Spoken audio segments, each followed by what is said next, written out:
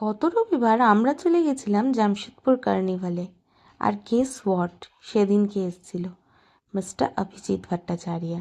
এটা হয়েছিল রিগেল ময়দানে, আর সেখানে ভিড় ছিল প্রচণ্ড, তোমরা দেখতেই পাচ্ছ।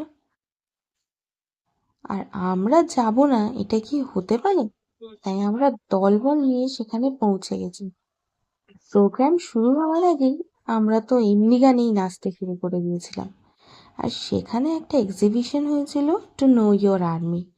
সেখানে আর্মিতে ব্যবহার হয় এরকম সমস্ত জিনিসই এসেছিল দর্শকদের দেখার জন্য। তাই আমরাও চারপাশটা ভালো করে ঘুরে দেখছিলাম। আর দেখতে পাচ্ছ কীরকম ভিড়। তবে এই দিনের কনসার্ট কিন্তু এখানেই শেষ নয়, এর কিন্তু সেকেন্ড পার্টটাও আসবে, দেখতে কিন্তু তোমরা ভুলো না। তাহলে দেখা হচ্ছে পরের একটা ব্লগে। টাটা।